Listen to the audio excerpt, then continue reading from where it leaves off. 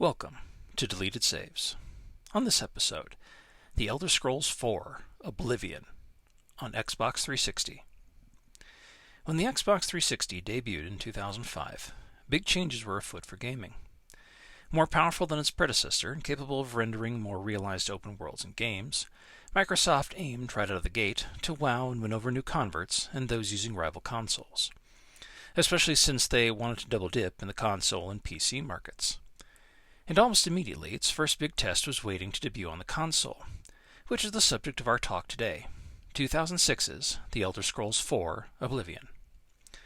But first, listener, a bit of backstory.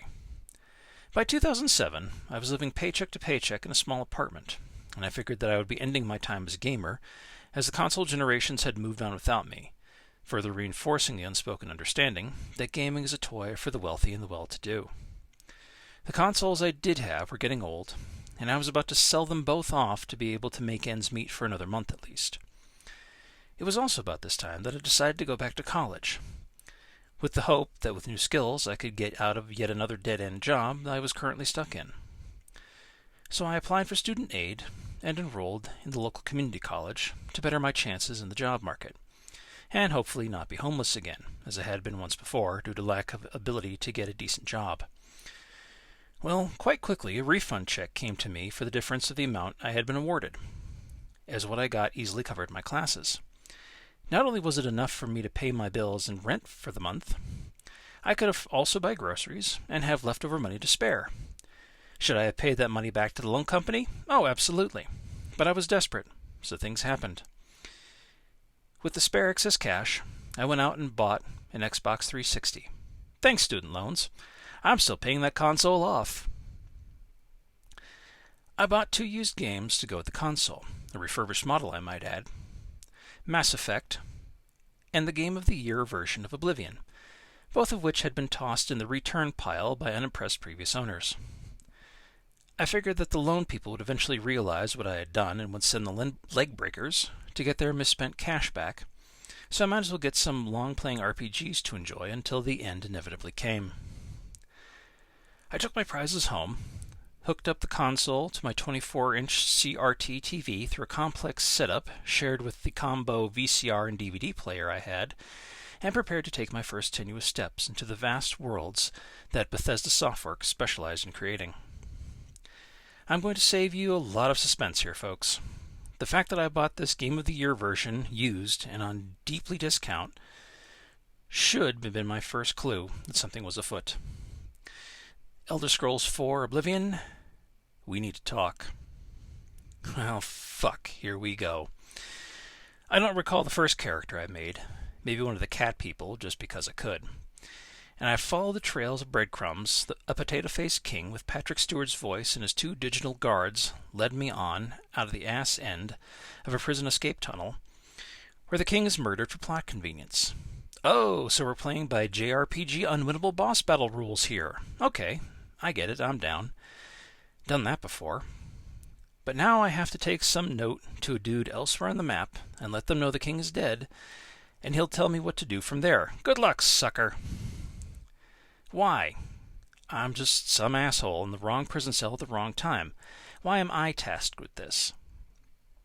So I crawl out of the attached sewers next to the prison, and then out through some goblin and zombie-infested tunnels, scavenging whatever weapons, armor, tools, and gear I can just to survive. Doing pretty good so far. Then I'm on some discarded and unused docks outside. Glorious outside. A river, grass, trees, rendered in glorious 3D. And I'm seeing it all through the character's first-person perspective. This'll be amazing! Okay, map. Map. Which button is the fucking map? There it is! Dude I have to visit is 10 country miles away. Oh, but there's a whole city right here, and ruins to explore right over there, and all kinds of shit even further out. Oh shit, this may be too big even for me. Have I made a mistake here? Even in retrospect, it is hard for me to say. I feel like I have caveats on top of caveats to adequately talk about Bethesda games, but let me start with the big picture. The Elder Scrolls IV is like a bad romance. At first it's awesome. There's so much to see and do, and things are hot. And then you actually start spending more time with it, like a person, and you begin to realize that there are some real problems here, deal-breaking problems, to the point you are desperately trying to find a way out of this relationship. I lost count in that first week of play how many times the game froze to the point I had to hard reset my refurbished, mind you, 360 console just to get the game to run again. The sometimes crazy bugs, the glitches, the bad voice acting. Holy fuck.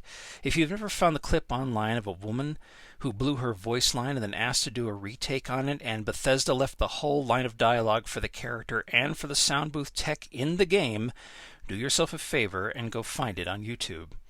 It will be an in-game rumor found in the main city of Cyrodiil.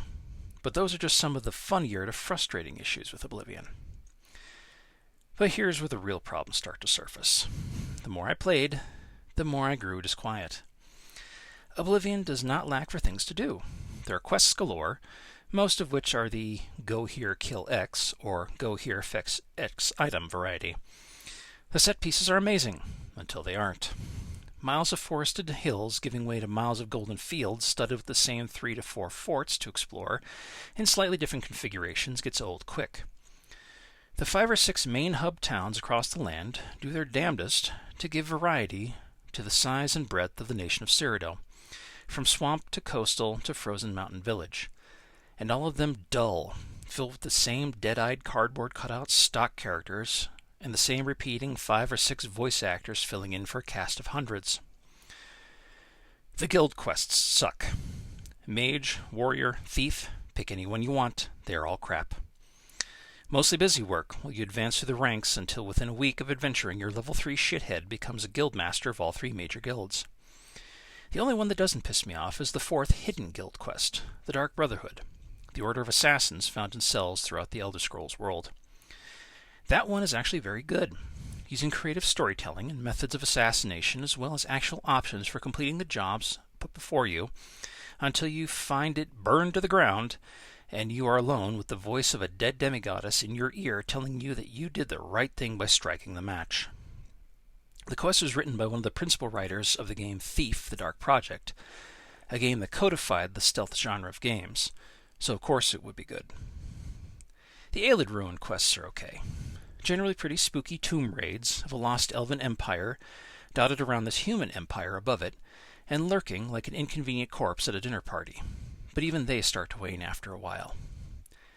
Assets are reused to the hilt, and there are only so much the coders and designers can do if you're just using the same 10 or 12 tile types over and over again. But caves, forts, crypts, all the fucking same. Beat for beat, here's the same rat/goblin/bandit/zombie for you to kill. Elicits ghosts or demons instead. But Oblivion does have a few things going in its favor. The leveling up system is a cool idea. Only work your major skills, based upon the class you took at the start of the game or the one you built specially for you to gain levels. You can use any and every skill in the game and improve with time, but only your major skills get you to advance. It does allow you to kill most anyone you like and take their stuff, outfitting yourself however you like with whatever you can find.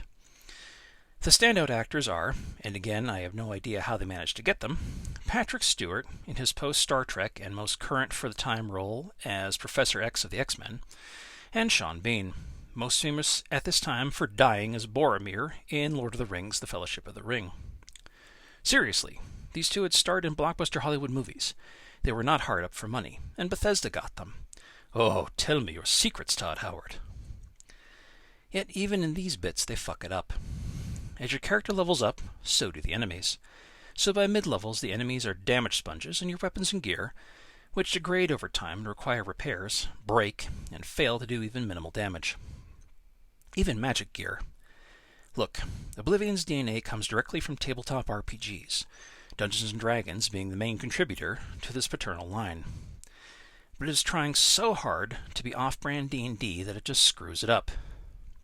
A+ for effort in the world building, guys, but F on the execution on this scale. This is just too much game and too much ambition for one product. Perhaps the worst sin Oblivion commits, in my eyes, is the main quest. Once your faceless character is released from prison, you are supposed to become embroiled in a plot that changes history and time. One of the demon lords, lords, named the Daedra in this game world, have conspired with mortal mages to assassinate the Emperor and his sons in order to upset the balance of good and evil, and be able to force his demonic domain of Oblivion, title drop, onto the mortal plane. This Emperor and his sons have the bloodline of a god that holds the invasion by the planes back. With them gone, all the better. But it turns out the Emperor was a naughty boy, having another son in secret outside of his marriage, and had him put in a monastery for his own good. You, your dumbass character, is supposed to find him and deliver him by yourself to the remnants of the Emperor's bodyguards, who have already failed to protect the royal line, for him to be, well, protected. But wouldn't you know it, there's a demon invasion apocalypse on, with hellgates opening up across the land, in towns and in the countryside, and only you, somehow, can enter them and close them from inside. I followed this plot for a while, after getting my ass handed to me over and over again in demon ruins and hellgates as the enemies leveled up with me. Trying to bring this escort mission to its conclusion, I gave up. Fuck the world, I don't need this. I dicked around the land for a bit longer, trying to make my own fun, until I realized I just wasn't having fun. Between the bugs and the crashes, bad rewards, and the impossible fights I couldn't get away from, I just wasn't having fun. I put Oblivion aside. It was not long after that I felt vindicated by my decision. It turns out the conclusion of the main quest is you entering Oblivion to fight this demon lord with the Emperor's bastard son Martin by your side. And while he fondles his ass hairs, you punch the demon lord with your ineffective weapons and spells. Until Martin suddenly becomes dragon in fulfillment of his bloodline's power, and Kaiju battles the demon lord in hell as you get ejected back to the material plane. No fanfare, no catharsis. Your character, after all they accomplished, was just along for the ride. Your character is even referenced in the Elder Scrolls lore as the hero, but who you were and what you did is lost to time and has absolutely no effect on the larger world or lore going forward. This is the worst thing you can do in telling a story in a game. Make your player a spectator. Take that final battle out of their hands and bluntly tell them nothing they did mattered. Waste of time and many, many hours. Thanks for buying our product, fucker. All you can tell, or as you can tell, I no longer own a copy of this game. Personally, I think Oblivion is absolute trash. It has a lot of good ideas stitched together by way too many hands, and tossed out the door at breakneck pace without proper testing, editing, playing, or fucking anything, really. Bethesda is really good at micro-stories, small environmental tales and singular set pieces, something we will talk about frequently in the Xbox portion of the show. But otherwise, they are not good at much else, and it shows here in Oblivion. But a lot of people love this game, and more power to them. I will not be joining them on that particular bandwagon. Despite its many awards, Oblivion sucks shit, plain and simple. At least for me to play. I have become a bit more lenient toward this game over time, as something to watch other people play. For some reason, I do not know why, British YouTubers especially love to do Bethesda games. And in one particular game, or one particular player that goes by the handle of Sorcerer Dave, runs episodes of Oblivion now and then, modded to the hilt of course, to add quests and to fix as many bugs as he can on a severely aging game. It is worthwhile to watch him play, as he does try to roleplay Oblivion with fun ideas, but never touch the main quest if he can help it. Which is the best way to play Elder Scrolls 4 Oblivion, never touch the main quest. I learned to enjoy Oblivion as a spectator game, which, for me, is where this title will stay. The Elder Scrolls 4 Oblivion was a bad first introduction to the Bethesda catalogue of games for me, even though I had played a little bit of the previous game, Morrowind, but since that was less than an hour, I cannot fairly count that one.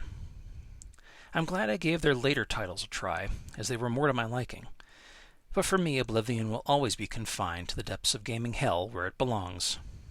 I suppose that is fitting a title for a bargain bin used game, after all. Thank you for listening.